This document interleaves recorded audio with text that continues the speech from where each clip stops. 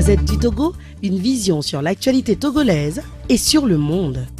Avec mes confrères en studio, Abi Alpha, ils ont tout le patron du journal Le Rendez-vous. Bonjour Abi. Bonjour confrère, bonjour à celles et ceux qui ne se fatiguent jamais de nous écouter. Bonjour à ta rédaction. Bonjour Tchanyaro Arimiao. Bonjour à toi et bonjour à toutes et à tous ceux qui suivent actuellement Taxi. Et bon vendredi à tous les musulmans. Bonjour Fabien, bienvenue. Bonjour Eric, bonjour confrère, bonjour à tous ceux qui suivent Taxi FM et puis ceux qui sont dans les taxis. On sera rejoint tout à l'heure par Loïc Lawson aussi. Bonjour à Fabrice Pekézi. Bonjour à tous ici présents, bonjour à tous les auditeurs, aussi bien ceux qui sont captés sur la fréquence de Taxi FM, ceux qui sont sur les réseaux sociaux. J'adresse mon bonjour à tout le monde. Bonjour également à ceux qui sont sur la plateforme Taxi Price. C'est toute l'équipe de vendredi, ils sont 5 journalistes, 5 éditorialistes qui sont là ce matin, ça fait plaisir. Et aussi avec nous, l'enfant de la HAC, l'OTM. Bonjour Aimé Lebon. Rick, bonjour. Ça vous fait sourire. Oui, c'est notre HAC, chez nous-mêmes. C'est ça. Le tribunal des pairs, je veux dire. Voilà, et bonjour à tous les passagers de ce taxi que nous prenons ensemble. Alors nous vous avons appelé ce matin parce que cette semaine, lundi dernier, notre manager, Amédoji Blaise, que nous appelons Blaisoelzo, fait l'objet de menaces, des menaces persistantes, des menaces de mort. Ça nous a obligés à alerter l'opinion sur le sujet. Et toute la semaine, vous avez été saisi en tant que président de l'OTM, vous avez fait des démarches. Est-ce qu'on peut savoir où est-ce qu'on en est? Est-ce qu'on a retrouvé celui dont il s'agit? Écoutez, merci donc pour l'opportunité qui nous est offerte justement de nous prononcer sur cette affaire depuis dimanche nuit. Et donc Blaisoelzo qui a été objet de menaces téléphoniques, naturellement, des menaces pratiquement de mort, puisqu'on était ensemble à Palimé, on était revenus juste après, donc ça a commencé, j'avais été saisi dans cette nuit-là.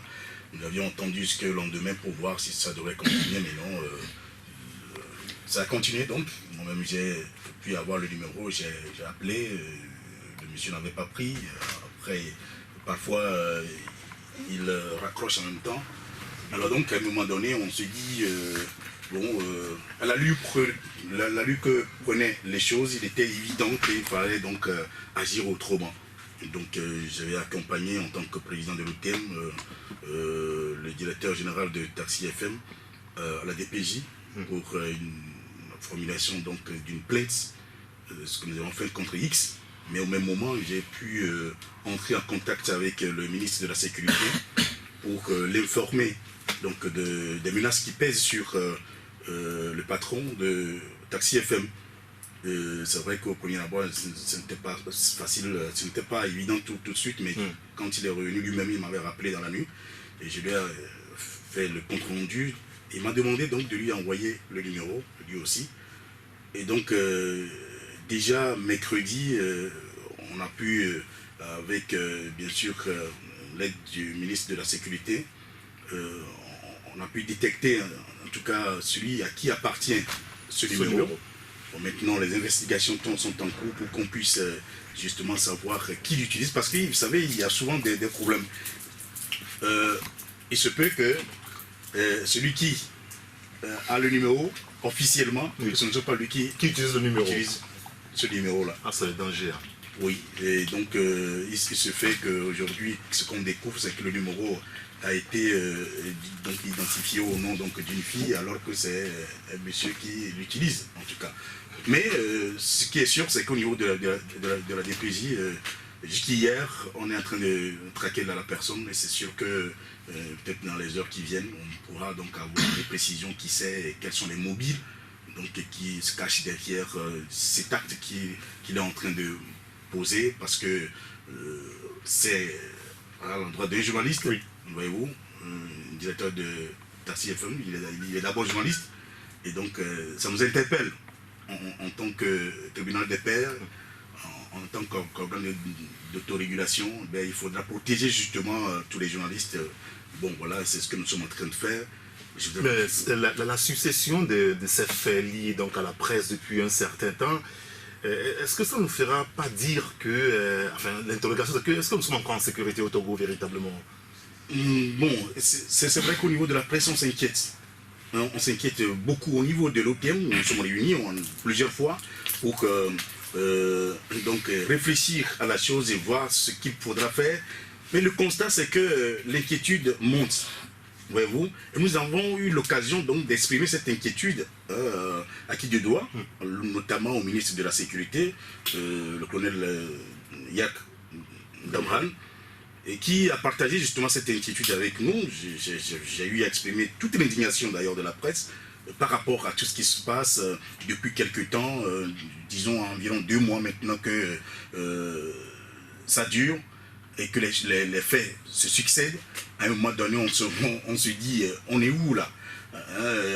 Alors que quand on jette un regard sur le code de la presse et de la communication que nous avons, c'est l'un des meilleurs de la sous-région. De la sous-région, on continue à le dire quand même, un code dépénalisé, totalement dépénalisé. Et donc on ne peut pas comprendre que, au-delà de tout cela, qu'on puisse encore être obligé de ces genres de menaces, d'actes. Ben là, on ne comprend vraiment pas. C'est une insécurité que nous sommes en train de vivre. Et ça inquiète aussi l'autorité. Je voudrais parler du ministre, justement, qui, à chaque fois qu'on l'interpelle, je crois que il est toujours présent. Il devient impuissant finalement face à ce genre de menaces. On était ici lorsque le journaliste de l'Alternative a été brutalisé par ces éléments. Et puis derrière, il a été bousculé en pleine circulation, tentative d'atteinte à sa vie. On nous a dit que cette personne serait retrouvée, puis punie. Bon, depuis là, on n'a pas toutes les informations. Je ne sais pas s'il y a de nouvelles informations. Non, nous continuons. Vous savez, bon, ce n'est pas aussi facile que ça quand on ouvre une enquête. Bon, si c'est les enquêtes au Togo, on le sait aussi. Oui, mais non. Bon, écoutez, déjà, quand vous avez quelqu'un qui a une oreille attentive qui vous écoute, c'est déjà un pas. D'accord. Voyez-vous. Et donc, je l'ai dit, le ministre, au moins, dès que nous avons besoin de lui, il est quand même à notre écoute. Il nous a écoutés, il nous a entendus. Je me rappelle donc au niveau de l'affaire Robert Avotor, oui, je crois avec Ferdinand Haïté, avec Abi Alpha, ici on était ensemble. Donc chez le ministre, nous avons exposé les faits. Et c'est, disons, avec regret, justement, qu'il nous a écoutés, qui a exprimé justement toute sa compassion et qui a promis quand même faire tout ce qui a, disons, à son devoir pour que les responsables soient retrouvés. Jusqu'à présent, on n'a pas vraiment d'informations concernant cela, mais je sais que moi j'avais été, disons, interpellé 2 ou 3 fois pour qu'on puisse retracer les faits. Oui, c'est ce que j'ai essayé de faire, mais je leur ai effectivement dit que je n'ai pas subi la chose. Donc, celui qui a subi la chose, c'est lui qui peut raconter réellement ce qui s'est passé. Parce que, bon, c'est vrai qu'on nous dit, est-ce que les 2 faits sont liés? Le fait qu'il soit molesté, menotté, battu, d'abord une première fois, et que 12 jours plus tard, il soit pratiquement ramassé par un véhicule qui n'a pas été identifié et qui a fui, qui a pris donc la fuite. Alors, est-ce que les 2 faits sont liés? Moi, je ne saurais le dire, parce que c'est à eux de nous dire si les 2 faits sont liés et comment ils sont liés. Bon, voilà, donc c'est sur cette affaire qu'on est. Au niveau de la gendarmerie, on a confié l'affaire à un officier de la gendarmerie qui est en train. On espère que ça ne va plus prendre de temps, parce que là, sincèrement, j'ai appelé l'autre fois pour savoir où est-ce qu'on en est. On m'a dit non, que ça suit son cours normal. J'ose croire que ce n'est pas un langage administratif. Bon, comme habituellement, on le fait savoir quand vous allez dans l'administration, on vous dit oui, mais il s'est levé.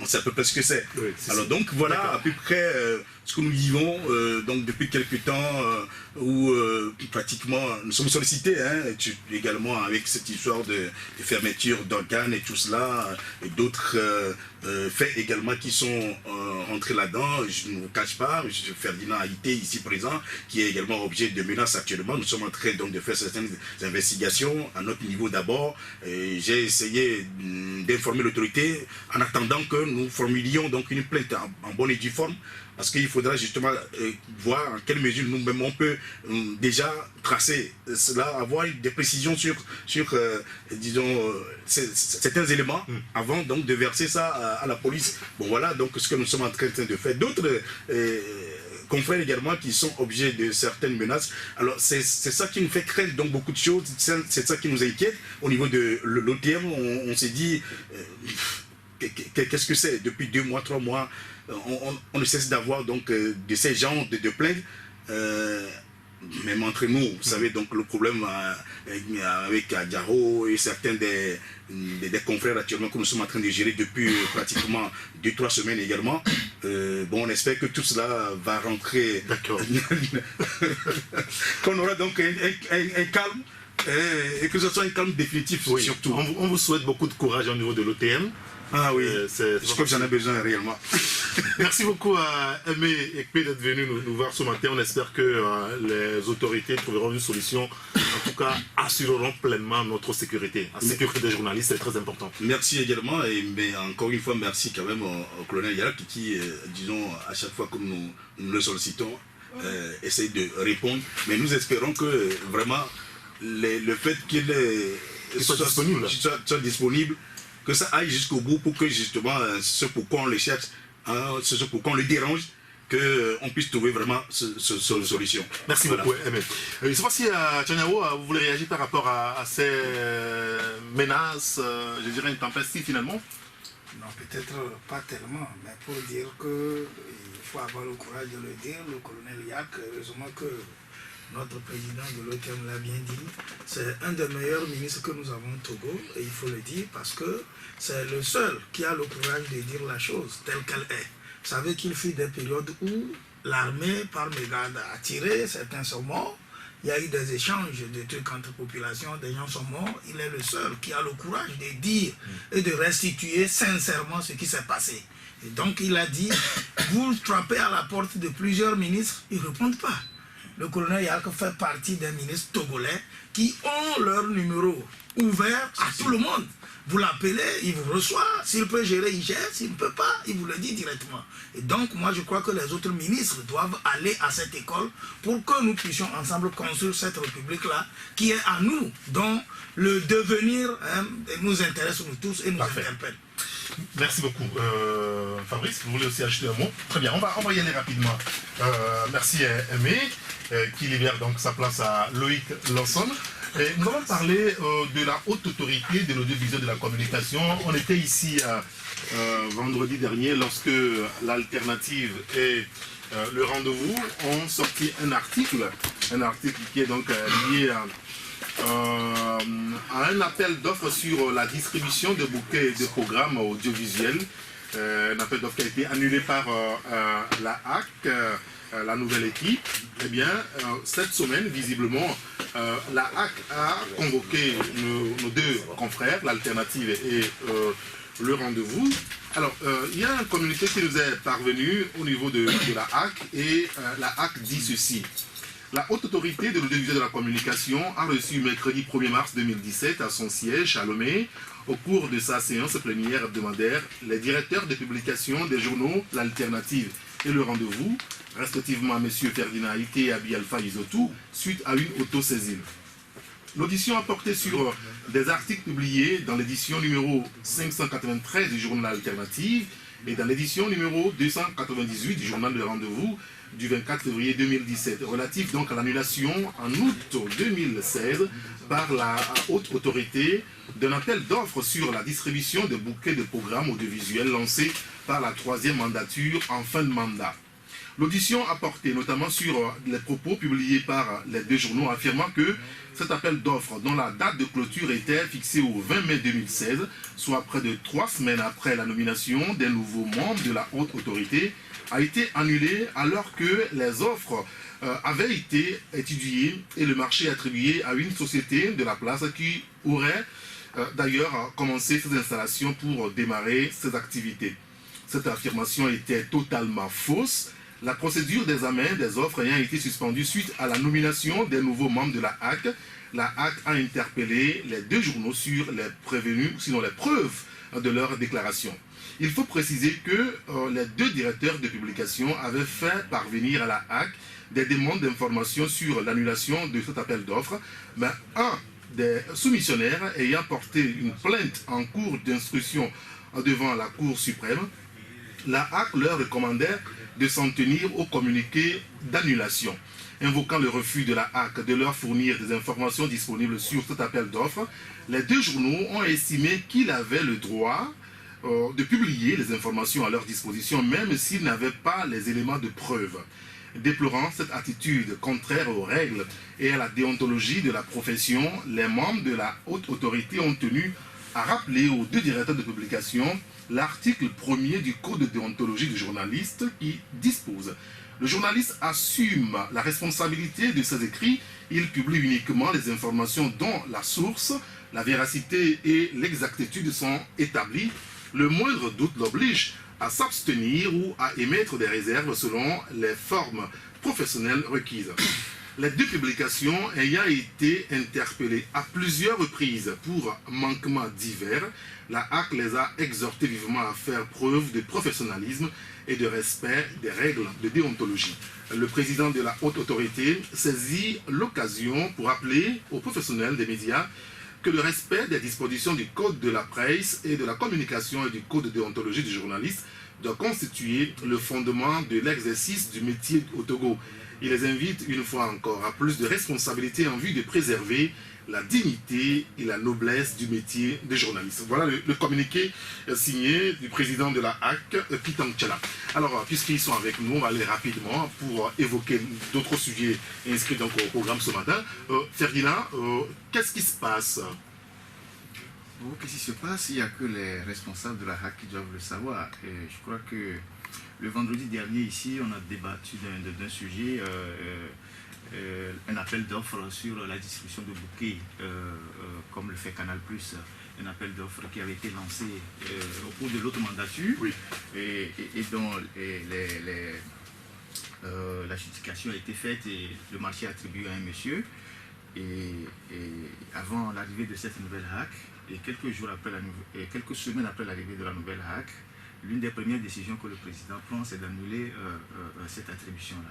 Et la victime saisit la chambre administrative de la Cour suprême. Nous avons publié tous les documents. Ceux qui ont lu le journal ont vu la saisie de la chambre administrative et tout. Et donc, dans le souci de recoupement, comme on nous le demande toujours, nous avons écrit à la HAC le 8 février, en tout cas ma rédaction, pour avoir une série de documents de cet appel d'offres-là.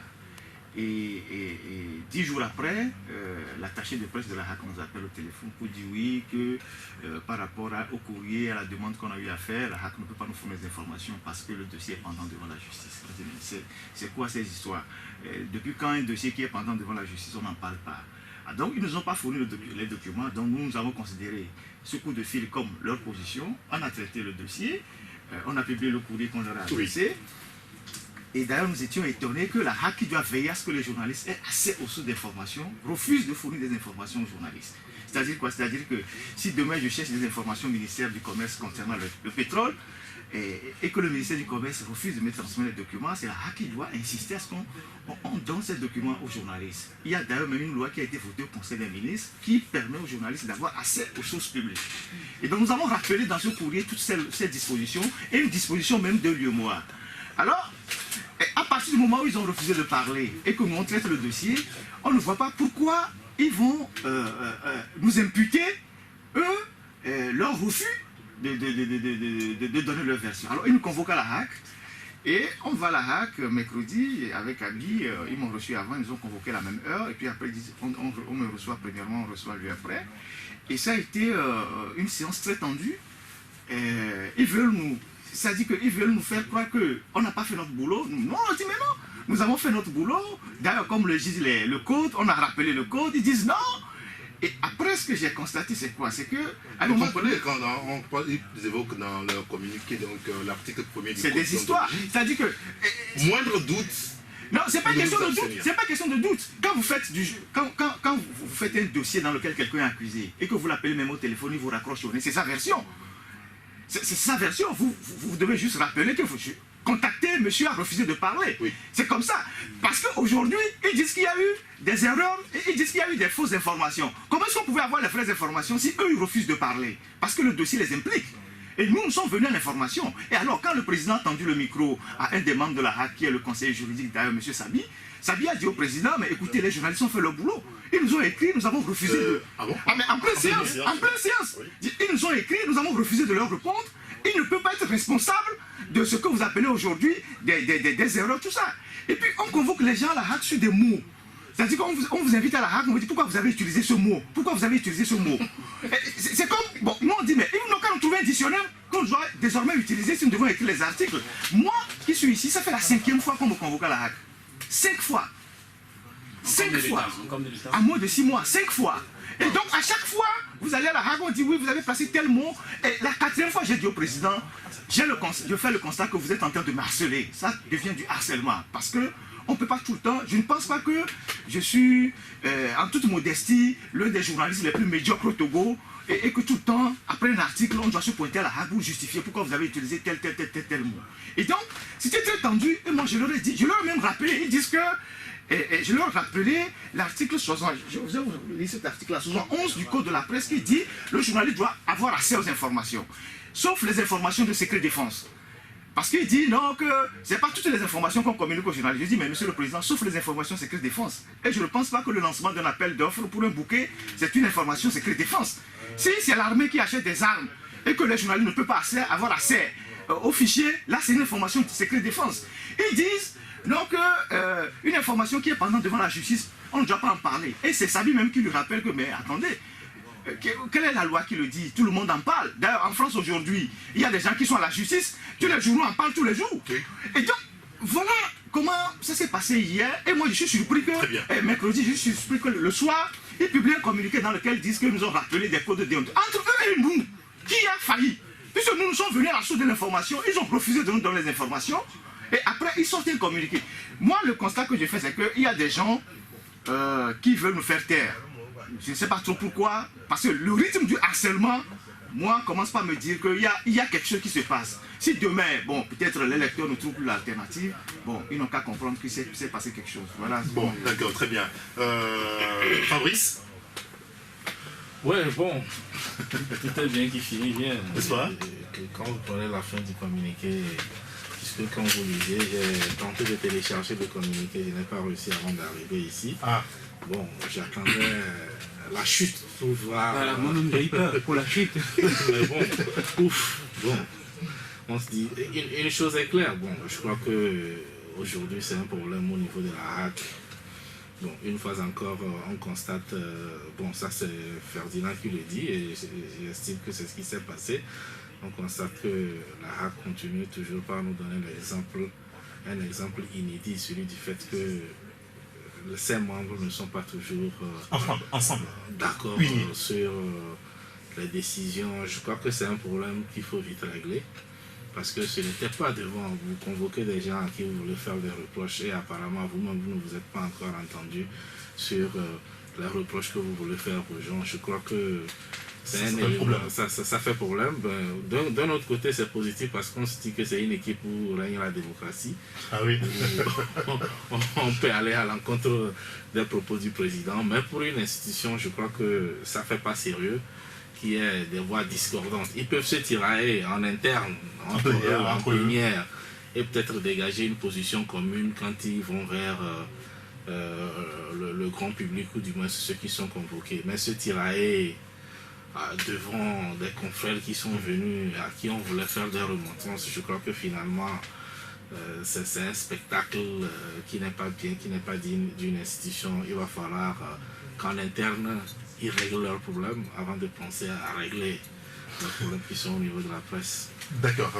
Avant de donner la parole à Tchaniaoué et à Loïc, peut-être sur le sujet, Abi, juste un mot, parce que je pense que Ferdinand a dit l'essentiel lié donc à votre interpellation au niveau de la HAC. Si je dois ajouter, c'est qu'il faut dire que, tout comme la rédaction de Ferdinand, ma rédaction aussi a saisi la HAC par rapport au même dossier. Nous avions presque les mêmes documents, on a eu la même réponse. J'ai été le premier à recevoir un coup de fil me disant comme quoi on ne peut pas nous donner X ou bien Y information parce que l'affaire est à la justice. J'ai dit en même temps, avant qu'on sorte au chai de communication, explication que le fait que l'information soit là-dessus ne m'empêche pas d'en parler parce qu'aucune disposition légale ne le dit. Il dit oui, au cas où vous parlez, donc vous parleriez sans la version de la HAC. J'ai dit vous auriez voulu. Donc, ils savaient que nous, on devait le publier, ça, malgré eux, on l'a publié. Et c'est-à-dire, moi, apparemment, après la séance d'avant-hier, j'ai conclu que je ne me suis jamais senti autant à l'aise en répondant devant les membres de la HAC comme la dernière séance. Parce que c'est ça qui fait mon étonnement par rapport à ce communiqué de la TVT. Parce que j'ai fait ma démarche qu'il faut. Et puis, on me convoque et comme l'a dit le confrère, finalement, je me dis, mais on est dans quel monde? Bon, en tout cas, c'est la HAC, elle a la grande voix, elle a la TVT à sa disposition, elle a préféré faire, je ne sais pas s'il faut appeler ça droit de réponse. Maintenant, ce que moi je vais dire, il faut qu'on nous apprenne les bonnes manières. Il y a quelque chose qui me tient à cœur. Je me rappelle, avant ça, moi, en 2 mois, je suis convoqué pour la 3e fois, la dernière fois. Donc, je me rappelle une fois, en ce moment, c'était dans le bureau du président de la HAC, avec juste un petit membre, un petit cercle restreint de son dernier cercle, où le président, par rapport à un dossier que j'ai fait sur LCF, il me disait, si j'ai vu Boyona avant d'écrire, un président de la HAC.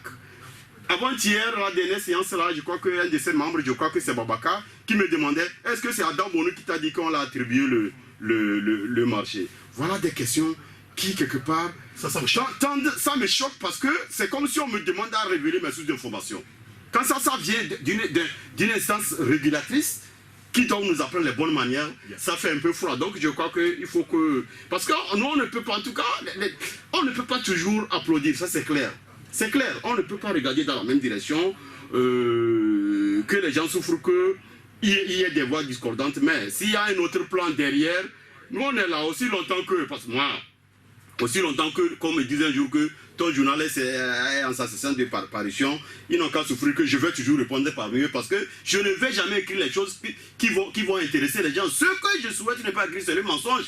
Et si quelque part il y a un mensonge qui a glissé dans ce dont ils nous reprochent, ils auraient voulu, nous avons fait tout ce qu'il faut faire. C'est eux qui ont l'habitude de convoquer les gens avec les coups de fil. Nous, on a écrit de façon administrative, on les a adressés. Donc, je pense qu'on n'a pas tout déballé ici, mais il faut qu'on nous apprenne les bonnes manières. Merci à Biafra. Oui, Jean Warigno. Bon, peut-être si je dois me prononcer, les confrères ont parlé, tout a été clair. Sauf que je suis un peu inquiet. Inquiet parce que beaucoup plus, vous savez, la presse togolaise peine. Dans toutes les situations, nous sommes ceux-là qui peinent à pouvoir paraître, à pouvoir produire, à pouvoir donner la bonne information. Et donc, par rapport à cela, nous avons beaucoup plus besoin d'être en symbiose. Nous avons besoin de cohésion. Et moi, ce qui m'inquiète, c'est le fait qu'au niveau de la HAC, les choses se font sentir. Que les gens sont eux-mêmes là-bas divisés. Et ça inquiète parce que nous avons connu des affaires où, pendant que certains membres de la HAC voient une position, d'autres rament en contre-courant. Je ne veux plus rappeler, mais maintenant, si on dit qu'en pleine séance, comme mon confrère Béchézi l'a dit, il y a des gens qui ont contrarié les positions du président devant lui pour le rappeler à l'ordre. Je crois que nous avons intérêt à nous inquiéter.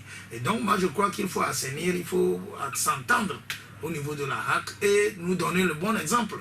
Parce que quand je dis qu'on a besoin de... L'exemple de l'union. De l'union, parce que les journalistes, nous n'avons pas obligation de produire les mêmes idées. Nous n'avons pas besoin de donner les informations dans le même sens. Mais nous avons besoin d'être soudés, parce que nous faisons la même profession. Quand vous voyez les médecins, vous voyez les autres, les gens s'entendent. Mais ils n'ont pas quand même les mêmes manières de percevoir les choses. Puisque parfois, quand nous venons faire les débats, et que les tons montent, les gens pensent que nous sommes en guerre au studio. Quand ils voient qu'à la sortie, on prend la bière, on s'entend, mais ils ne comprennent rien. Et donc, je veux bien que cette leçon, elle réjaillisse à tous les niveaux, à commencer par la HAC, où les gens vont avoir une bouche commune, ils vont s'entendre et dire les choses telles qu'elles doivent être. Parfait. Je voulais juste rappeler que quand vous êtes en face d'un président d'une institution dont la mission première est de protéger les journalistes et de travailler à l'épanouissement de la presse. Parce que, comme Tchaniao vient de le dire, nos journaux, on a pas mal de problèmes. Aujourd'hui, on ne sait même pas dans quel modèle économique nous sommes, nos rédactions des problèmes, nous investissons de l'argent dans la presse. Chacun ici sait combien on investit dans la presse chaque semaine. Il y a des gens qui n'ont jamais rien investi dans la presse, qui sont aujourd'hui à la HAC, qui n'ont jamais, ils savent comment on paye un papier à l'imprimerie. Nous employons des gens. Alors quand vous vous retrouvez en face de quelqu'un qui vous dit « moi je suis un homme d'affrontement », qui vous dit, le responsable d'une institution, que c'est ma nature, je suis un homme d'affrontement, vous dit « mais attendez, est-ce que c'est encore une institution ?» On ne comprend pas. Donc, on fait le constat qu'on a des appréhensions sur certaines personnes, c'est comme certaines personnes sont ciblées, bon, vous ne voulez pas rentrer dans les rangs, on vous met ça dans les rangs de gré ou de force. Je crois que si les gens ne veulent pas de la presse indépendante au Togo, ok, on va tous le constater, mais bon, ils ne fermeront pas nos bouches, on parlera de toute façon. Oui, d'accord. Merci Ferdinand. Oui, Louis, et puis on passe à autre chose. Non, je crois que j'ai plus rien à dire, sauf que je suis assez triste, c'est tout. Je suis très triste par tout ce qui arrive à la presse togolaise, tout simplement par le fait que, tout simplement parce que cette presse n'est pas unie, et c'est pas défendant, et en tout cas tout ce qui concerne son droit. Oui. À mon avis, c'est ça. J'ai l'habitude de dire que la liste s'allonge. Quand j'ai souvent parlé de radio solaire, de Légende FM, hier c'est LCF, City FM, la liste s'allonge et s'allongera tant qu'on ne sera pas unis pour essayer de mettre un terme à cela. Parce que ici, dans notre corporation qu'on trouve les gens capables de justifier la condamnation de leurs confrères publiquement dans un micro. C'est dans notre confrère qu'on trouve des gens capables de sacrifier un confrère juste parce que si, parce que ça. Je vis en Côte d'Ivoire, la leçon a été donnée par les journalistes ivoiriens l'autre jour. Les journalistes pour Gbagbo ont fait énormément de dégâts pendant la période Gbagbo. Aujourd'hui, qui sont en difficulté, quand ils se retrouvent en difficulté, c'est toute la corporation, que ce soit les journalistes pour Ouattara, que ce soit les journalistes pour Bidi, qui se retrouvent pour dire non, arrêtons, on ne doit pas emprisonner un journaliste parce qu'il a écrit ci, parce qu'il a écrit ça, ou fermer un organe parce qu'il a écrit ci, parce qu'il a écrit ça. Faisons cet effort aussi au Togo, on en a besoin, on peut avoir des lignes éditoriales différentes, mais pour ce qui concerne notre cause, même si je n'aime pas Tchaniao, même si je n'aime pas Abi Alpha, quand c'est son journal ou le métier qui est en danger, je dois dire non, faire bloc avec lui pour qu'on essaye de faire. Parce que si demain ça arrive à l'autre, si aujourd'hui ça arrive à l'autre, demain ça peut t'arriver. Ne pense pas que toi tu es sous couvert. Demain ça peut t'arriver parce que la roue tourne et elle tournera. Oui, forcément. La roue elle est appelée donc à tourner. On va aborder un autre sujet donc lié au Front social qui est en évolution depuis plusieurs jours maintenant. On va commencer avec l'éducation où le groupe de travail mis en place par le Premier ministre semble ne pas franchement donner les résultats qu'on attendait véritablement puisque les enseignants n'ont pas arrêté de faire des mouvements de grève et les élèves n'ont pas cessé de réclamer les cours que les professeurs ne veulent plus en faire. Et ce matin, aujourd'hui, ce vendredi, à l'intérieur du pays, dans plusieurs villes d'Apaon, les écoles sont fermées par les autorités locales. À Bankwasi, à Siou, à Tchevier, à Tabligbo, à Lomé, à Kodiviakopé précisément, les élèves sont dans la rue. Est-ce qu'il n'y a pas de problème, Fabrice? Oui, naturellement, il y a problème. Je crois qu'hier, en principe, le groupe de travail devait faire une sortie médiatique hier. Mais je crois que c'était raté. C'était raté. Je crois que c'est ramené à aujourd'hui. On verra si peut-être quelques solutions provisoires ont pu être trouvées pour pouvoir intensifier un peu ce problème-là. Parce que ça devient... On a finalement l'impression qu'on n'a pas vraiment tiré le son des événements passés à tous les niveaux pratiquement. Parce qu'aujourd'hui, quand on revoit encore les mêmes scénarios qu'en 2013-2014 où les élèves se retrouvent dans la rue, ça commence à être dangereux. Et c'est pour ça que je suis d'accord avec les autorités locales au niveau des DAPAN qui ont trouvé mieux de fermer les établissements parce que quand on parle effectivement de DAPAN, nous cette semaine on a mis un accent là-dessus, encore les élèves dans la rue à DAPAN, on a encore le triste souvenir des élèves qui ont perdu la vie dans des circonstances similaires. Alors, tout compte fait, au niveau des enseignants, ils estiment qu'ils n'ont pas encore la satisfaction qu'ils devaient. Après les discussions, ils ont demandé certaines choses qu'ils n'ont pas obtenues, ils ont relancé des grèves, ceux qui n'allaient pas en grève maintenant décide également d'y aller.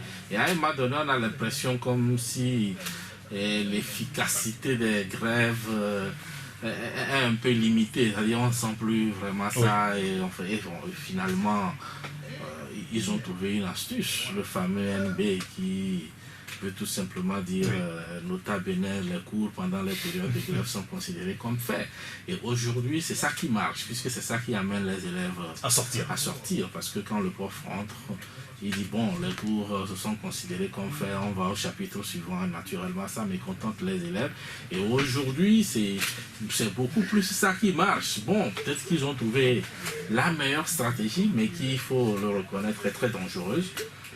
Parce que quand ces élèves la sortent, ils vont y déloger leurs amis du privé qui n'ont rien à voir avec l'enseignement public, même s'ils passent les mêmes examens. Mais sur le plan pédagogique, il faut dire qu'en réalité, ça ne devrait pas. On comprend que ça fait partie des stratégies de guerre. C'est-à-dire, quand on dit ça, on sait que ça porte, puisque les enfants descendent dans les rues. Sinon, en réalité, le droit de grève est reconnu. Vous allez en grève, naturellement, vous faites votre grève. Mais pour les enseignants, quand vous revenez, vous continuez les cours là où vous les avez laissés. Mais en fin d'année ou en fin de trimestre, vous n'êtes pas obligé de finir le programme. Et lorsque l'inspecteur viendra, vous lui direz tout simplement oui, je n'ai pas fini le programme parce qu'il y a eu si. Mais on ne saute pas les cours. En tout cas, ça constitue aujourd'hui une stratégie pour eux. Oui, c'est-à-dire dans la stratégie, ça marche pour eux, puisque naturellement aujourd'hui, les élèves dans la rue font entendre beaucoup plus leur cause que les grèves. Puisque les grèves, même, tout le monde n'est même pas unanime là-dessus. Certains participent, d'autres ne participent pas, donc l'État joue dessus. Mais quand vous prenez la question des élèves qui descendent, l'exemple a été donné au nord et ça commence par... C'est au niveau de Lomé, pour l'instant, il y a une certaine accalmie et autres. Mais si Lomé rentre dans la même danse, ça va devenir très grave. D'accord, très bien. Je crois que c'est une situation et il faut que chacun tire les leçons par rapport au passé. Aussi bien l'État, les enseignants, les parents et les élèves également. Alors, nous allons marquer la pause pour le journal. Deuxième partie de Taxi Presse. Mardi dernier, le Togo présentait une image apocalyptique et effrayante. L'image d'un pays en crise sociale prophétique. Les mots ne sont pas durs. Les élèves dans les rues, dans plusieurs villes du pays, on le disait avant la pause, la même scène ce matin à Barkwasi, Siouchivi, Tablego, Kodjovia, Kopé, entre autres. On venait d'apprendre qu'il y a un accord finalement entre le gouvernement et les enseignants, mais on ne connaît pas encore la teneur de ce relevé de conclusion. Toujours est-il que les mouvements sont en cours. Tchanyaou Aremiao, est-ce que vous pensez que, même si un accord vient de trouver, on ne connaît pas encore la teneur, je le disais, on n'a pas mis trop de temps finalement pour s'entendre sur l'essentiel? Reste à savoir si les gens se sont entendus. On a appris qu'il y a un accord. Mais avant qu'on en parle, il y a toujours eu des accords. Mais cela n'a pas empêché que la crise perdure. Donc ça veut dire que c'est le contenu de ce dernier accord qui va rassurer la population et qui va déterminer la suite de la crise que nous sommes en train de connaître. Donc, tant qu'on n'a pas encore le contenu de cet accord, ce supposé accord, s'il existe, s'il y en a un, quand on n'a pas encore ça, moi je continue par dire que je suis inquiet. Je suis inquiet parce que nous savons tous que la crise au niveau de l'éducation, elle se généralise un peu avec certains pays d'Afrique. Vous savez, au Gabon, il y a crise, en Guinée, il y a crise, mais particulièrement ce que nous vivons au Togo commence par effrayer.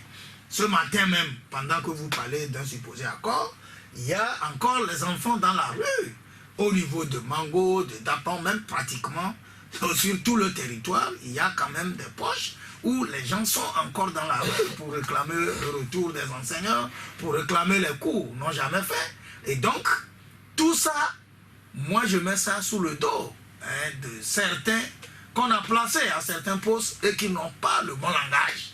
Vous savez, le Togo appartient à nous tous. Les enseignants, ils sont togolais, ils ont aussi leurs enfants. Donc, ils pensent voir devenir quelque chose demain, comme nous tous. Et donc, je ne trouve pas l'enseignant qui voudrait noyer totalement son pays.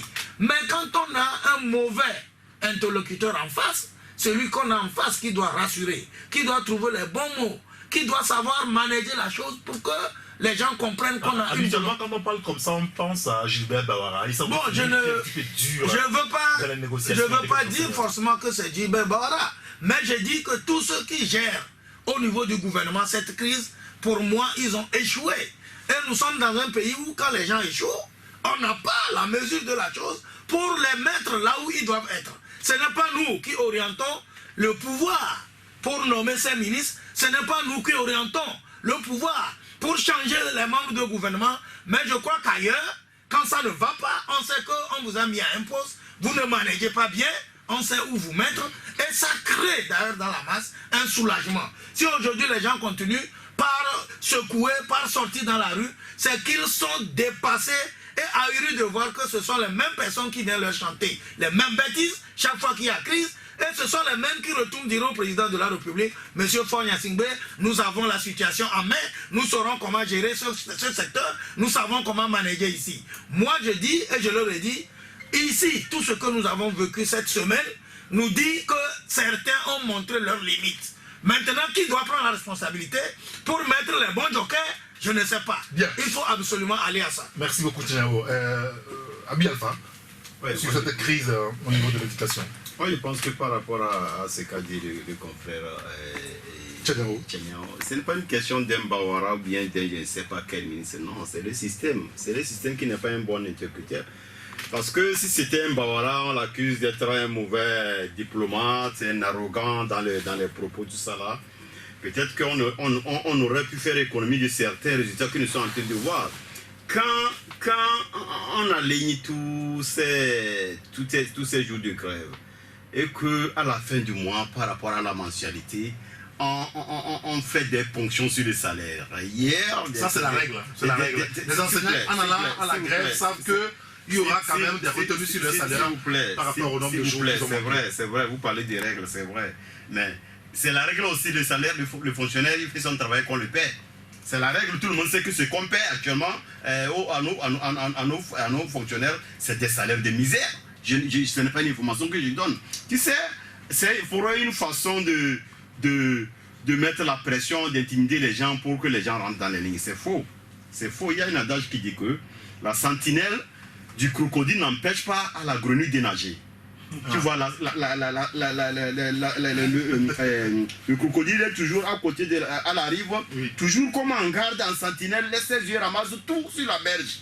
Mais ça n'empêche pas la grenouille de nager parce que tous ont leur intérêt dans l'eau. Les enseignants sont formés pour être enseignants. Il est allé, il a fait son diplôme, après ça, d'autres ont appuyé ça d'être formation professionnelle pédagogique et ils ne peuvent qu'enseigner. Et ils nous sont condamnés à être dans le même pays. Et vous pensez que c'est pas ces intimidations que vous pouvez forcément les faire reculer? C'est faux. C'est faux. Ils vont toujours trouver les moyens pour réclamer ce qui leur revient. Et l'opinion, vous-même, vous savez que ce qu'ils réclament leur revient de droit. Sinon, depuis là, vous devez... Si nous, on nous démontre que ça là, c'est trop, ils ont demandé trop, machin. Nous allons aider l'autorité à dire que, messieurs les enseignants, vous n'êtes pas les seuls. Il y a les militaires, il y a ceci. Vous ne pouvez pas demander quand même, on vous donne le doigt, vous allez prendre la main. Non. Ce que pour le moment, ces messieurs demandent, ce n'est que de droit. Ce n'est que de droit. Quelque part, quelqu'un dira même qu'il demande moins. Donc, que l'autorité sache que ces poches de mécontentement, c'est-à-dire, ça commence toujours de quelque part.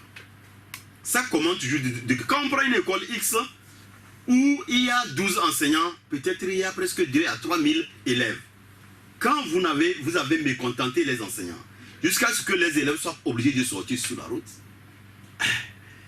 sachez que ce n'est pas exactement. C'est ça. Et c'est devenu, aussi longtemps que l'autorité va continuer par déplacer les problèmes, c'est ça que je dis toujours, qui vont continuer par déplacer les problèmes, en multipliant les commissions de réflexion, en multipliant les commissions les comités de crise, machin, pour tabler sur des problèmes qui ne finissent pas. Juste une façon de remettre à demain, aussi longtemps qu'ils vont faire ça, le problème on va aller de mal en pire. Merci beaucoup, Abi Alpha. Loïc, il nous revient qu'un accord a été trouvé, donc on n'est pas encore la teneur, n'est-ce pas, des accords.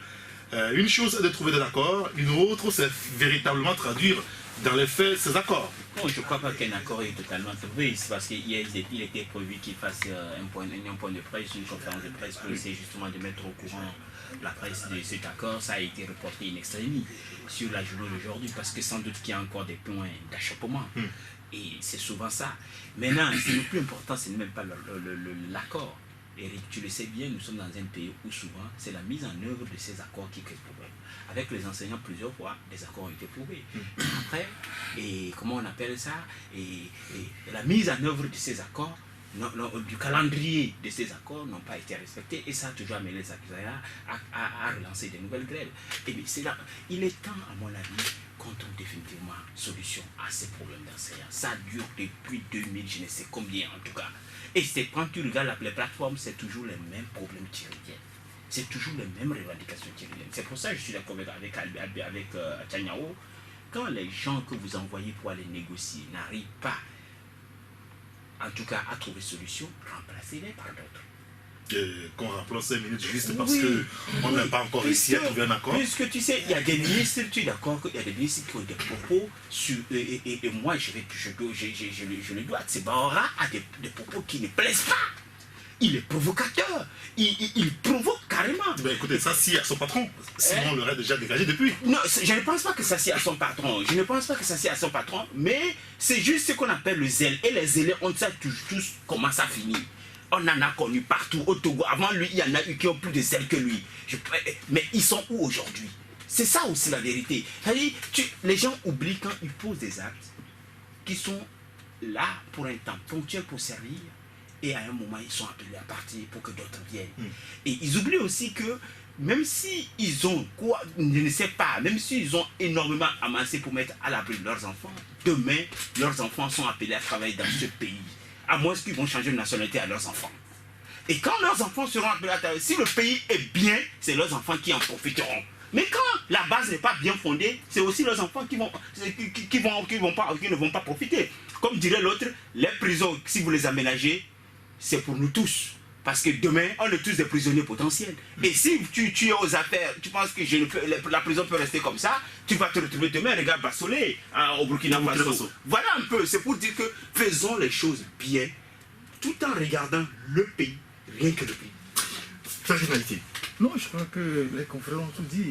Je risque de revenir sur les mêmes points, mais tout ça tourne autour de la gouvernance et de l'argent. Pourquoi les accords ne sont jamais respectés? C'est parce qu'il n'y a pas de disponibilité financière. Ou bien c'est ce qu'on nous fait croire, qu'il n'y a pas d'argent, l'État n'a pas d'argent pour... On parle de contraintes budgétaires. Ouais, qu'il n'y a pas d'argent. Bon, les sous sont passés où? C'est ça. C'est-à-dire que quand vous faites... Mais il n'y en a pas.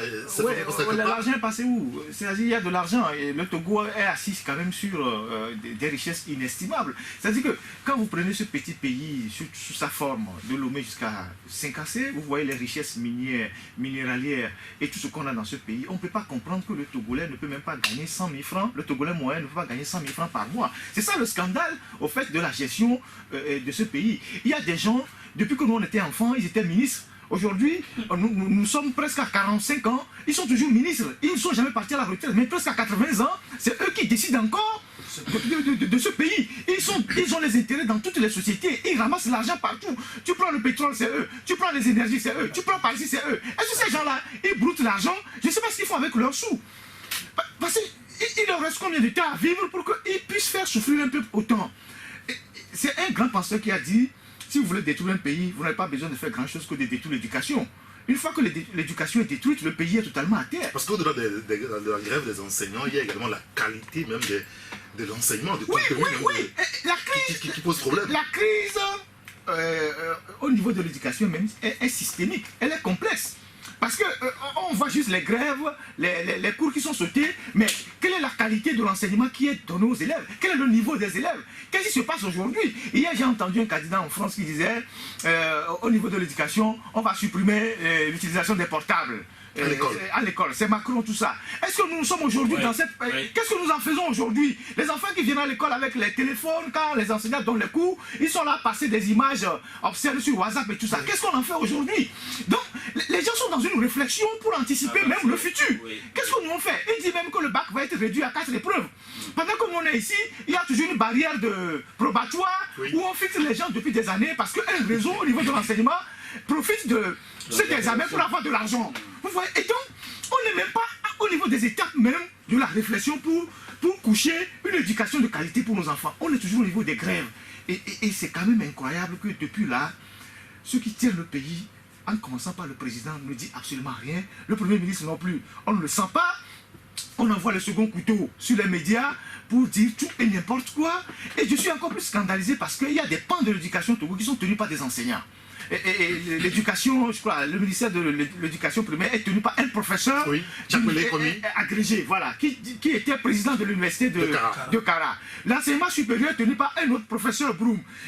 L'enseignement technique délégué tenu par un ancien proviseur Aïdam. Et tous ces gens-là, en plus du ministre de la fonction publique, ne peut pas faire une réflexion pour trouver une solution d'ensemble à cette crise qui est devenue cyclique. Parce que chaque année, on voit les élèves qui sont à la maison et les parents payent pour les élèves, mais les élèves sont à la maison ou sont dans les rues et certains, par mégarde, prennent des balles perdues et voilà, ça sent en deux tout un peuple. Très bien, alors le sujet devient intéressant un petit peu puisque tout à l'heure vous évoquez Macron. Loïc, vous avez fait un article hier sur le Conseil des ministres. C'est juste une parenthèse, hein. On reste toujours au niveau du Front social. À 20h à la télévision nationale, on voit un communiqué qui est lu par... je pense, de la communication, qui fait office de porte-parole du gouvernement en ce moment-là, mais on ne voit jamais les images des conseils des ministres. Et quand on parcourt votre article, on a l'impression que vous doutez qu'il y a des conseils des ministres qui aient lieu véritablement. Non, ben, on ne doute pas forcément, on ne doute pas, parce que de toute façon, il y a des communiqués qui sanctionnent cela, mais nous disions, mais on ne comprend pas qu'il n'y ait pas d'image qui annonce un conseil des ministres, qui montre qu'il y a eu conseil des ministres dans un pays. La pratique, c'est une pratique républicaine, même si ce n'est pas inscrit quelque part dans la loi, c'est une pratique républicaine et c'est comme ça dans toutes les démocraties. Quand il y a conseil des ministres, le peuple qui a voté pour le gouvernement ou bien pour le chef d'État a droit à un compte rendu et a droit à voir qui sont au conseil des ministres. Si le conseil des ministres est dirigé par le chef de l'État ce jour, ou bien s'il a été dirigé par le premier ministre ou bien par un conseiller du chef de l'État. Mais vous êtes d'accord avec moi que depuis 5 mois, ou je ne sais pas, un peu 4 mois, voire un peu plus, il n'y a plus d'image du conseil des ministres qui fasse, mais on voit les communiqués. Ça n'existe nulle part. Nous avons voulu juste attirer l'attention de l'autorité, en tout cas de ceux qui nous disent que ce n'est pas les bonnes manières. Vous voyez, l'autre fois Trump avait été passé devant le Congrès, mais ça finit mal, les images font le tour du monde. Tous les mercredis, quand il y a conseil des ministres à l'Élysée, les images, on les montre.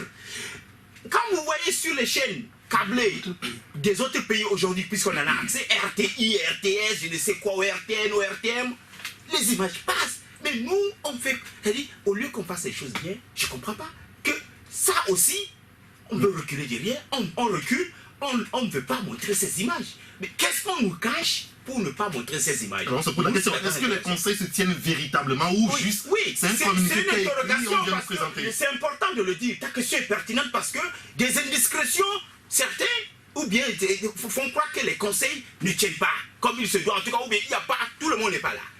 Mais certains nous ont fait croire qu'effectivement, en tout cas, les gens sont là. Maintenant, nous, c'est pour éviter cette polémique, nous disons... Montrez-nous les images. Montrez-nous les images. C'est en 2-5 secondes. Et c'est important. D'accord. Fabrice. Oui, effectivement, je crois que ça se faisait avant, même si on ne montre pas l'arrivée ou le départ des ministres, au moins on balance sur la caméra. La salle. Même pour les audiences, c'est la même chose. Hein. Quand on reçoit une audience, on balance la caméra. Les audiences, là, on les montre toujours. Oui, au moment où il y a des discussions, bon, on demande à la presse de se retirer. Effectivement, on peut se demander, c'est un aspect quand même pertinent. Que pratiquement tout le monde ignorait. Effectivement, surtout à la télé, il faut l'image pour qu'on conforte ce qu'on est en train de dire. Et donc, effectivement, je crois que si on ne le faisait pas avant, on pouvait jeter peut-être l'anathème sur nos confrères de la TVT et autres, mais ils le faisaient avant. Et généralement, même quand on forme un nouveau gouvernement, le tout premier conseil des ministres, il y a une couverture médiatique. On fait même des dossiers sur ceux qui font leur premier pas en tant que ministre et tout cela et autres. Je crois que c'est important l'image. Parfois, on peut l'image, même si on ne nous passe pas les sons en direct dans la salle où a lieu le conseil des ministres, parfois en regardant les images, vous pouvez voir quelle est la tension qui a régné au cours de ce conseil des ministres. Par exemple, au lendemain d'un événement qu'on a eu la dernière fois mardi avec les masses, s'il y a eu un conseil des ministres, vous allez voir les visages, vous pouvez savoir si ça a été houleux ou c'est détendu. Donc je crois qu'il faut revenir à cette pratique et ne pas seulement balancer les communiqués, mais je ne pense pas que ce soit forcément peut-être le premier responsable qui refuse, puisque ça se faisait avant. Est-ce que à un moment donné, les gens ont trouvé qu'il faut faire ça autrement? Quand vous prenez par exemple l'ancien ministre de la Communication qui venait du CAR, Le maître Ebor. Oui. Lui, pour les communiqués, il ne faisait pas des communiqués rédigés. Il vient avec le journaliste, ils font un talk show, ils échangent sur des sujets. Bon, peut-être que chacun a sa manière de faire, mais il est important quand même que les gens sachent s'il y a... On n'est pas quand même encore au Cameroun. D'accord, très bien. Sinon, Non, regarde, dans d'autres pays même. Non, oui, dans d'autres pays. Et moi, c'est une doléance. Même la presse privée a le droit, ou bien peut demander une accréditation pour tous les mercredis, pour envoyer pour la couverture. Parce que vous verrez ailleurs, dès que le conseil de ministre est fini, s'il y a eu des dossiers, genre on dit il y a eu sur communication sur tel dossier, tel ministère, à la fin, la presse s'intéresse à ce ministre et à ce ministère pour qu'il explique un peu. Mais nous, ici, c'est le blackout total. On n'entend rien. bien, alors c'est juste une parenthèse, on revient maintenant sur le front social avec la dernière augmentation des prix des produits pétroliers qui a mis donc un pays dans un état dramatique, c'était mardi dernier. On pensait que c'est juste un petit truc qui prendra peut-être 1 heure, 2 heures de contestation, de manifestation, non, mais ça a été beaucoup plus incisif avec ce qui s'est passé donc à GTA, à Décon, un peu partout, à Baie également. Tchénaro, derrière, on a vu le bilan donné par le gouvernement lui-même, 1 mort, plusieurs blessés. C'est une image apocalyptique un petit peu.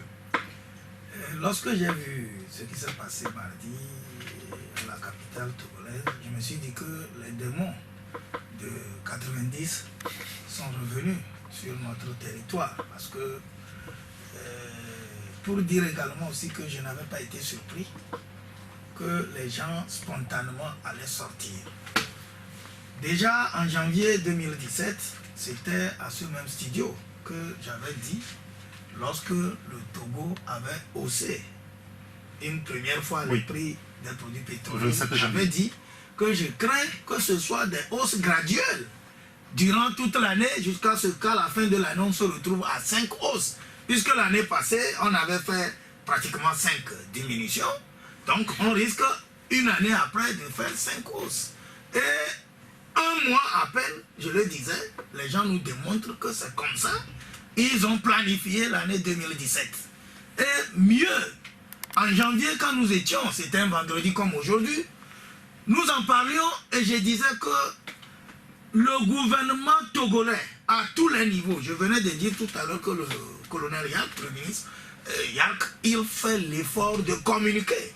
On a l'impression qu'il est ministre de la communication, lui.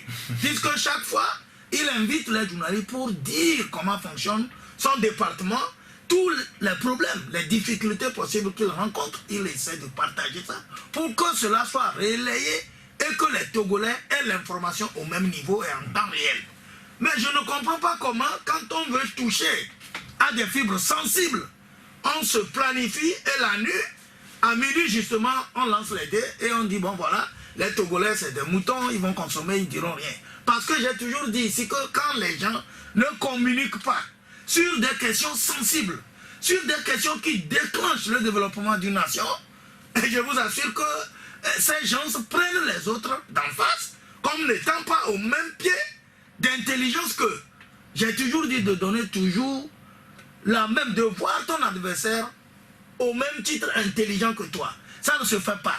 Et donc, il faut qu'on situe les responsabilités. Et si on doit le faire, moi je me dis que les ministres qui ont en charge de gérer ce domaine, précisément la ministre du Commerce, elle a failli. Parce qu'on ne peut... En termes de communication. En termes de communication, puisque vous savez vous que... Lorsqu'on mettait en place ce mécanisme de des prix, on avait dit qu'il y aura plus de communication derrière. Alors, quand il y a fluctuation, on le sentira directement à la pompe. Mais ce n'est pas normal. Autant de causants. Oui, mais qu'est-ce que les gens leur ont démontré mardi alors? Les gens leur ont démontré que ce n'est pas comme ça. Parce qu'il faut reconnaître qu'au Togo, il y avait un système avant. Et c'est la défaillance de ce système qui nous a amené à monter ou à descendre suivant le prix du baril au plan mondial. Oui. Avant, le prix était statique. Quand ça monte, le Togo a son prix. Quand ça descend, le Togo a son prix. Mais les gens sont aujourd'hui éveillés. Ils ont compris qu'il y a des hausses et des bas et qu'il faut que le Togo se conforme à cela. Et c'est ce qui se fait. Vous avez des syndicats de conducteurs. Vous avez des syndicats de consommateurs. Vous avez la population.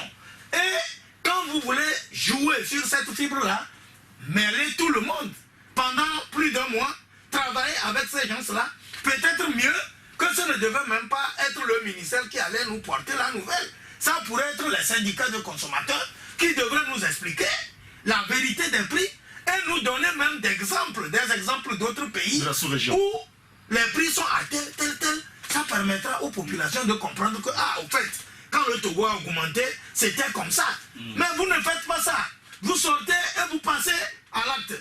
Voilà la réaction. Et je dis que le gouvernement doit pouvoir tirer leçon de ce qui s'est passé. Si au Togo, on n'a pas le courage de sortir les gens qui créent le scandale national. Parce que ce qui s'est passé la dernière fois, vous avez vu qu'il y a eu mort d'homme. C'est un scandale. Ça aurait pu passer au pire. Mais écoutez, moi j'ai vu ces scènes-là en 90. Et depuis, le Togo a rompu avec ce que nous avons retrouvé la dernière fois. Il fallait pour peu que Lomé en entier s'embrasse. Et je crois que la faute est à ceux-là qui ne communiquent pas. Puisque chaque année, chaque fois que nous avons l'occasion en tant que communicateurs, nous passons le message à ce gouvernement. Parce que nous aimons notre pays. Personne ne souhaite que le Togo s'embrasse. Mais quand les gens refusent, font tête, ils tiennent le mauvais langage, ils jouent le mauvais rôle, alors qu'ils sont aux affaires et qu'ils refusent de communiquer, voilà à quoi nous allons nous en tenir. Loïc, nous sommes sur le sujet, l'augmentation qui a déclenché la colère des populations, manifestation réprimée violemment aussi. Oui, mais on l'a vu, moi j'étais au cœur de la ville, j'ai vécu un peu les choses en direct. Et c'est triste, il faut le dire, c'est trop triste. Et je suis d'accord avec Tchaniao qu'il faudrait, mais quel que soit, comment on dit ça, le fait, comme tu disais, de s'en tenir à la fluctuation du prix, il faut communiquer autour de ça. On ne peut pas attendre 1 minute ou 2 minutes ou quelques heures avant, et puis vous balancez un communiqué et toutes les stations-service ferment. Enfin, oui, on met panne technique. On invente des pannes, et puis les gens... Mais écoutez, ça frustre les gens. Vous savez, toi, moi, nous tous ici, on paie de carburant à la pompe. On n'a pas... Ceux qui ont pondu les communiqués, là, les 3 signataires, là, qui paient carburant avec son argent. Non, comment ça? Non, mais la vérité, c'est ça. Les bons d'essence s'achètent, non? Mais les bons d'essence, c'est leur argent. C'est l'argent de l'État. C'est l'argent, ton argent, toi et moi. Justement. C'est ça. Et ils ne ressentent pas ce qu'on ressent. Ils ne ressentent pas ce qu'on ressent. Tiens-toi bien entre parenthèses. Il y a eu dans ce pays, aujourd'hui, le monsieur au gouvernement, ministre tout puissant déjà à l'époque, qui a eu à garder de bonnes d'essence en centaines de millions jusqu'à ça a été périmé. On a eu à jeter ça. C'est dans ce pays ça s'est passé. Ah bon? Mais oui. C'est dans ce pays. J'ai dit des cantines de bonne d'essence. Il a dû déverser. Il ne donne pas aux gens. Vous comprenez? Vous comprenez un peu ce qui se passe? J'ai l'habitude de dire, et donc fort Yassimbe. J'ai l'habitude de dire, le président fort lui-même en question, à mon avis, il a la bonne foi, mais que c'est son entourage, son problème. Les mauvais conseillers. Donc,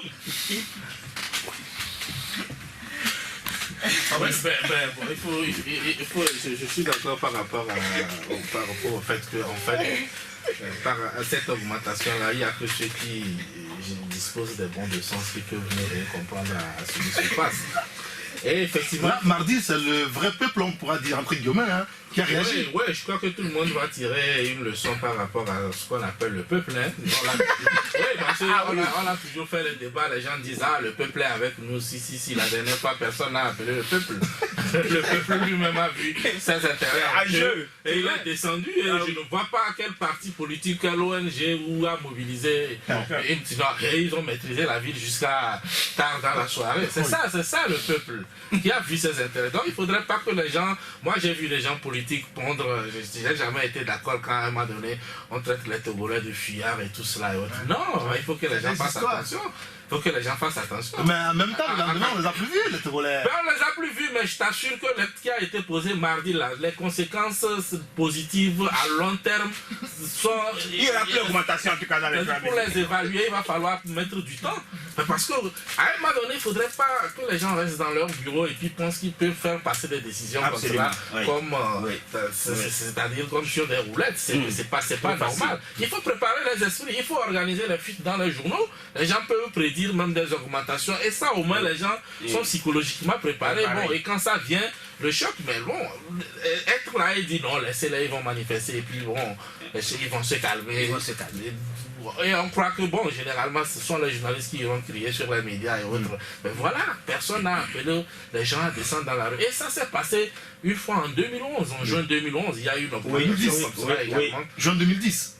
2011, il y a une augmentation similaire comme ça où les gens sont descendus dans la rue. Et donc, je crois qu'il faut que les gens fassent très attention. Et puis, il faudrait que les gens utilisent également les ressources dont dispose le pays. Et quand on dit, bon, à l'université, les sociologues sont là, ils ne servent à rien et autres, il faut faire des études sociologiques avant de balancer. Vous êtes dans une situation où les élèves sont dans la rue. Les professeurs sont en train de gréver. Mais attends, en tant que conseiller, on devrait être capable de... Mais attends, même quand on est des pères de famille, à un moment donné, quand il y a des trucs qui manquent à la maison, tu sais comment parler à ta femme. Oui. Quand tu as les moyens, tu sais également comment tu lui parles également. Mais attends, avec toute cette ambiance-là, on sort un truc comme ça. Provocation, là. Ouais, ben, je voulais ajouter un petit mot avec Abi Alpha. Vous avez vu le degré de négligence de ces ministres concernés après que des Togolais aient perdu la vie. Il n'y a pas eu un seul ministre qui s'est pointé à la télé pour parler. On envoie un communiqué. Oui, mais à qui? Au directeur de la télévision. Oui, c'est lui. Mais il n'est pas responsable de ce qui est arrivé.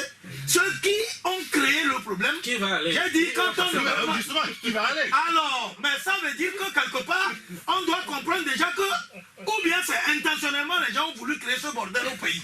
Et alors, quand on ne trouve pas celui qui... Mais on a des ministres que là, on le connaît. Quand les situations sont telles, on sait ceux qui crient. Ceux qui vocifèrent et donnent des leçons. Ils devraient sortir et récupérer la situation et expliquer aux Togolais. On envoie un communiqué au directeur de la télévision pour qu'il joue. Un ministre allait lire directement en direct un communiqué comme ça. Mais pourquoi pas? Ils auraient créé la situation. Merci beaucoup.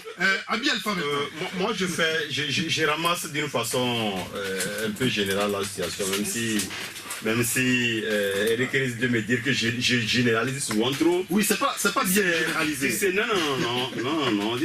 Quand on généralise, chacun puise sa part dans la généralisation. D'accord, très bien. Il y a un adage qui dit que quand un chien avale un os, c'est qu'il compte sur son anus. Il ne faut pas que l'autorité endette le pays sur tous les plans et penser que c'est le Togolais qui doit payer les dettes, non? Quand tu prends les impôts, il faut voir comment les gens ont gonflé les impôts jusqu'à ce que tous les opérateurs ont quitté ce pays. Oui. Parce qu'ils pensent que...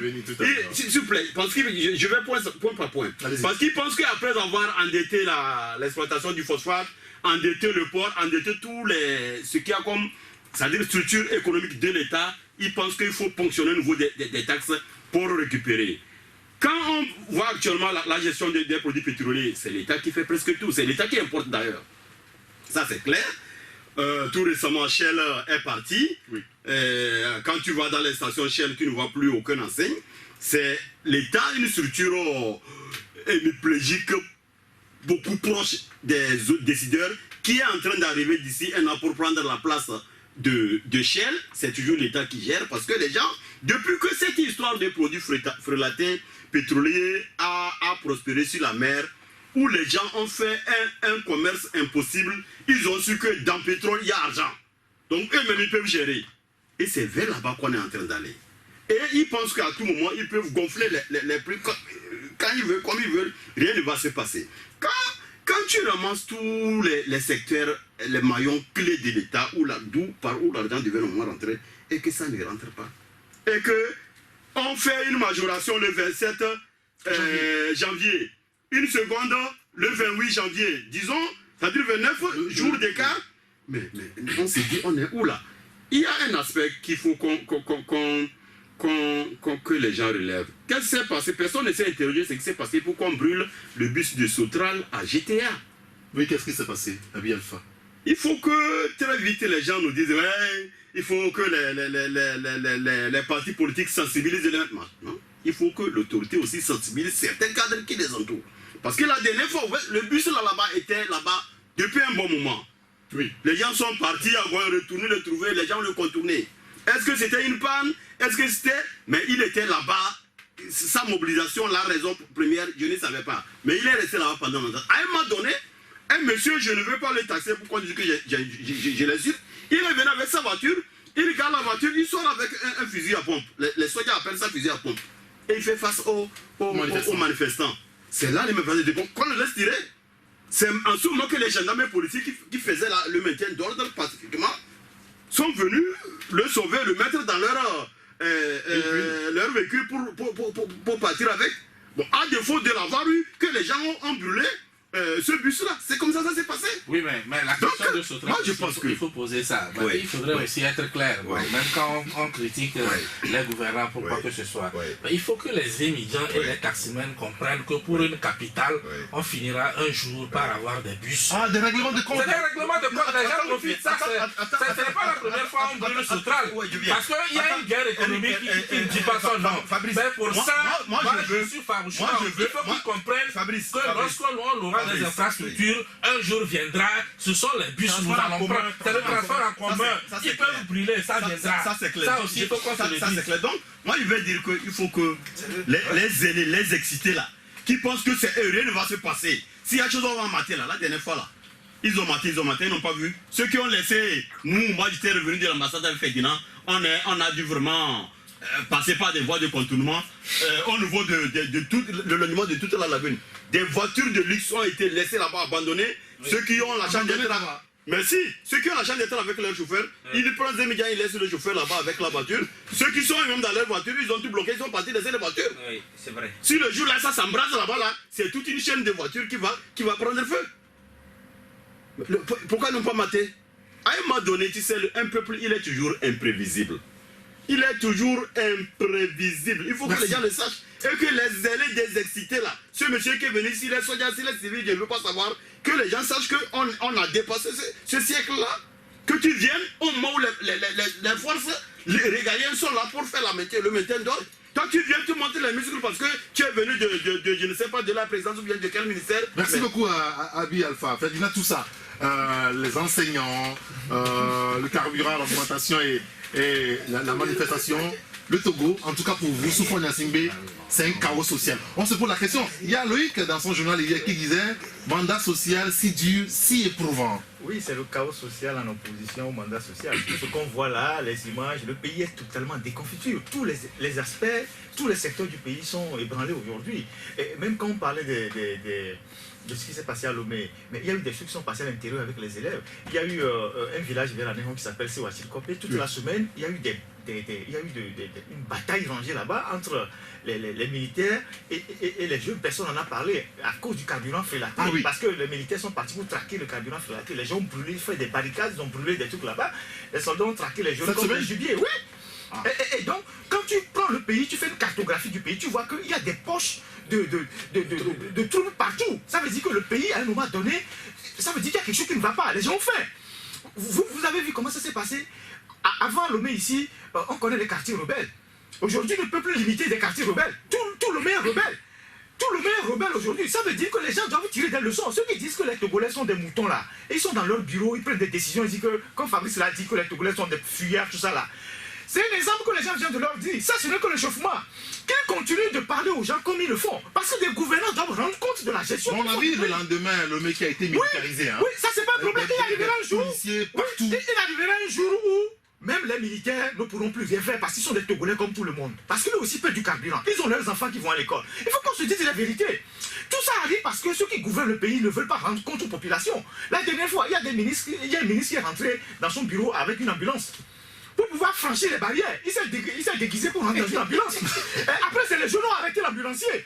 Parce que les jeunes n'ont pas compris qu'ils ont laissé l'ambulance passer. L'ambulance, elle est rentrée dans un ministère. Donc, ça veut dire que les gens ne sont même pas en sécurité. Eux-mêmes ne sont pas en sécurité. Donc, les gens doivent comprendre qu'un peuple poussé jusqu'à bout, à un moment donné, quand il se déchaîne, plus personne ne l'arrête. Moi, ce que j'ai vu là, on a déjà vu ça ailleurs dans d'autres pays, où quand les gens se sont levés, il y a eu juste quelques meneurs qui ont donné des mots d'ordre, il y a eu des maisons des gens qui sont tombés, il y a eu des trucs. On ne souhaite pas. Oui, mais ici. On ne donne pas aussi des idées aux gens. On ne donne pas des idées aux gens, mais nous sommes des journalistes, on prévient les gens. Parce que les gens pensent que ceux qui gouvernent n'ont droit à rien. Quand on parle du pétrole, on parle de cette question du pétrole aujourd'hui. Abi vient de le dire, qui commande le pétrole? Qui commande le pétrole? Qui le vend? la constitution togolaise dit que les gouvernants ne peuvent pas être des commerçants. Aujourd'hui, les gouvernants ont arraché la commande du pétrole des pétroliers. C'est eux qui commandent, c'est eux qui fixent les prix, c'est eux qui vendent. Et on ne sait même pas où ils font la commande. S'ils le font dans les eaux du Nigeria, après ils viennent nous dire que le dollar est monté, il y a eu fluctuation, il y a eu tout ça. C'est des histoires. Tu sais que dans ce pays, l'État ne subventionne pas le carburant. Non, ils ont dit que... Ils n'ont jamais cette année, subventionné le il y a carburant. 2 milliards. Ils n'ont jamais subventionné le Vous avez la carburant. preuve, Ferdinand? Non, attendez. Je vais vous expliquer comment ça se passe. Je vais vous expliquer comment ça se passe. Quand le carburant est au plus bas, ils maintiennent les taxes. Quand le carburant monte, ils enlèvent quelques taxes. C'est ça qu'ils appellent la subvention. Ils n'ont jamais subventionné. Oui, c'est ça la subvention. Ils n'ont jamais subventionné le carburant. subvention fantaisiste. C'est une subvention fantaisiste. Donc, il faut que ceux qui veulent faire du commerce ne soient pas les gouvernants. Il faut qu'on fasse vraiment la distinction. Ceux qui veulent faire du commerce, il faut qu'ils ne soient pas des gouvernants. Donc, il n'y a pas de conflit d'intérêts. Bien, merci Ferdinand. Oui, Tchanyao, et puis on passe à notre sujet. Non, bon, Puisque on a 15 minutes supplémentaires. Par rapport à tout ce que le 10 pays minutes, traverse, je crois qu'avant que nous soyons journalistes, nous sommes des Togolais, nous sommes des patriotiques, nous savons que notre pays a besoin d'être construit, tel que les gens donnent des idées et des envies de le faire. Mais au même moment, de grâce, moi je voudrais encore inviter ceux qui sont aux affaires, ceux qui nous dirigent, à faire un effort de communication. Il y a un élément, excuse-moi, Tchanyao. On dit que quelqu'un est décédé lors de la manifestation. Il a été tué par balle. Est-ce que maintenant on fait le maintien d'hommes avec des balles réelles? Je t'ai dit à l'entame, j'ai dit tout à l'heure que je me suis senti comme étant au retour, à une phase de retour des démons des années 90 que nous avons eu à connaître. Et donc, quand tu regardes et tout ce qui s'est passé ce mardi, et à la fin qu'on nous dise que un concitoyen est mort par balle réelle, je n'ai pas vu les diagnostics, je n'ai pas vu s'il y a eu autre. C'est le communiqué qui le dit. C'est le communiqué qui le dit. Le communiqué, c'est du gouvernement. Il y a de fortes questions que les gens vont se poser. Qu'est-ce qui a pu se passer jusqu'à ce que les gens fassent usage de balles réelles? Et c'est en cela que j'attire leur attention, qu'ils auraient pu faire économie de tout ce que nous avons vu la dernière fois, s'ils sont des gens qui se considèrent avant tout comme Togolais et qui savent que quand on veut prendre une décision, c'est pour ou contre des Togolais. Et quand on ne fait pas ce petit calcul, cette petite analyse, et on avance seulement, parce qu'on se dit que bon, il n'y aura rien. Puisque tout le temps, quand on fait des choses, il y a des gens quelque part qui disent, oh, allons-y, il n'y a rien, il n'y a rien. En toute situation, je crois qu'on a dépassé ces étapes, mais nous aimons à la fois notre pays, et je sais que le président Faure veut que le Togo soit autrement, mais qu'il trouve la bonne parade. La bonne parade en mettant les gens qui ont un langage. Parce qu'aujourd'hui, le monde, que ce soit aux États-Unis, que ce soit en France, que ce soit en Allemagne, c'est la communication qui dirige. Ça fait 10 ans. Et quand les gens ne le font pas, je vous assure qu'ils vont toujours créer des frustrations. Ça fait 11 et ça ans. va mettre le pays à mal. Ça fait 11 ans que M. Faure est au pouvoir. Donc il n'a jamais trouvé la bonne personne pour parler aux Togolais. Et tant que lui-même ne parle pas, donc il n'a jamais trouvé la bonne personne. Non, mais Il y a eu des époques où certains ont bien joué le rôle. Il y a eu des époques où il y a eu des ministres qui parlent bien. Aujourd'hui, quand vous prenez le cas des enseignants, bon, je suis désolé, hein, les gens ont entendu des choses pendant longtemps. Aujourd'hui, ce n'est pas le langage qui va régler le problème. C'est le langage. C'est le langage. C'est le langage et le concret. Regarde, hier, les gens qui sont allés pour prendre leur salaire. C'est des revendications qui datent. Ça ne date pas d'aujourd'hui. Donc, à un moment donné, le langage également. Non, Les gens qui sont allés à la banque, les gens qui sont allés à la banque pour prendre leur salaire. On a prélevé 80 000, on a prélevé 50 000. Les gens sont rentrés hier avec 15 000. Je ne sais pas si avec 15 000 ils vont payer leur loyer, tout ça. Vous voulez que ces gens-là fassent quoi? C'est vrai qu'on dit que c'est parce qu'ils ont fait grève qu'on a fait des précomptes. Mais ça ne peut que dire sur le mouvement.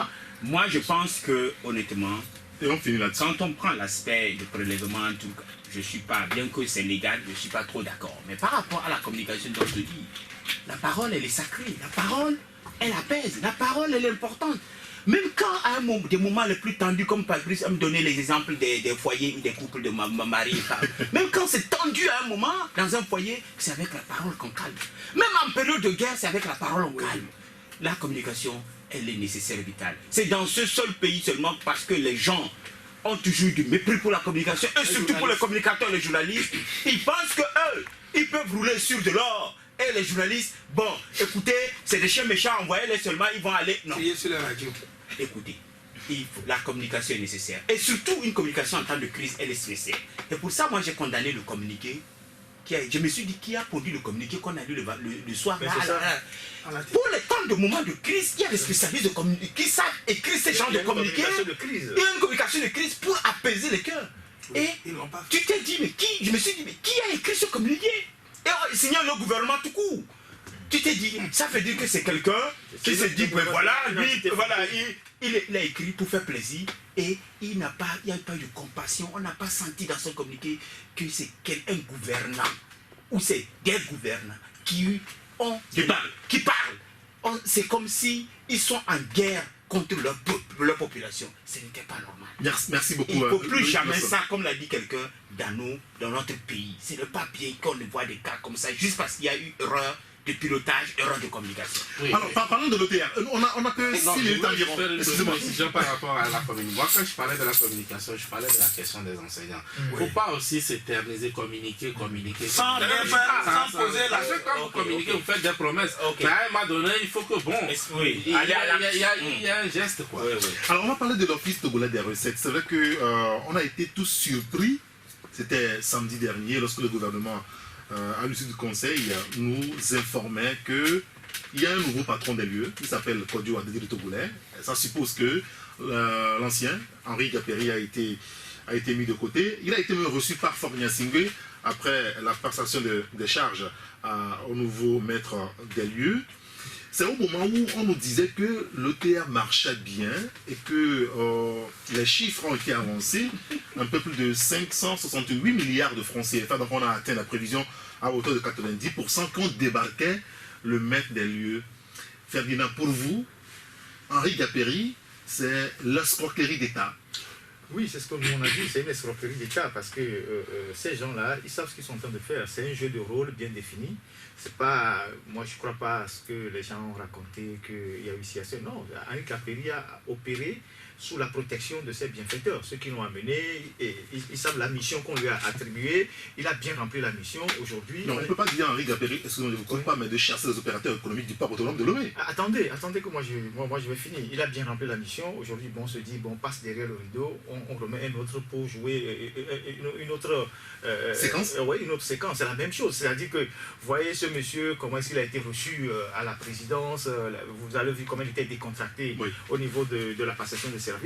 Et nous faisons partie, d'ailleurs avec tous les autres confrères ici, de tous les journalistes qui avaient dénoncé cette histoire d'Henri Gaperi. Parce que nulle part au monde, disons la vérité, nulle part au monde, on n'a jamais pris un étranger pour gérer un domaine de souveraineté nationale qu'est la collection, la collecte des taxes.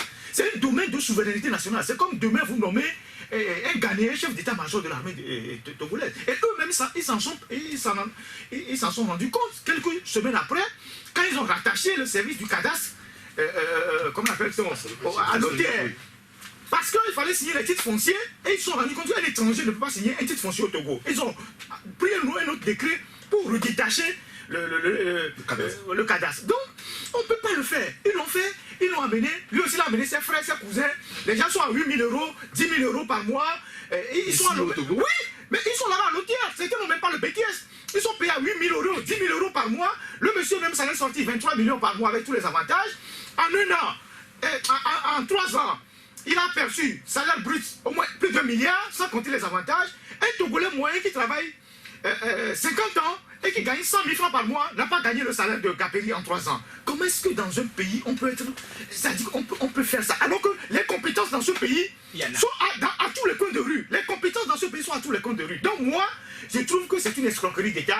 On l'a amené, c'est un système qui a été bien ficelé. Il y a Fort dedans, il y a Yassot dedans, il y a tout le réseau. Lui, il a fini de jouer sa mission. Sa mission, c'est un jeu de théâtre, quoi. Il a fini sur la scène, il passe derrière le rideau. Ne soyez pas étonnés que demain on le ramène dans ce pays, conseiller à la présidence, je ne sais pas quoi que ce soit.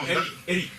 Oui, Loïc et puis Tchaniao. Non, je suis en partie d'accord avec l'explication de Ferdinand, mais en partie je ne suis pas d'accord quand il dit que c'est le chef de l'État qui concerne le chef de l'État à soi les consorts. Parce que ce que les gens ne savent pas, et c'est parce qu'on a commencé à pour savoir ce qui se passe, c'est depuis décembre que la décision a été prise pour faire partie à Gaperi.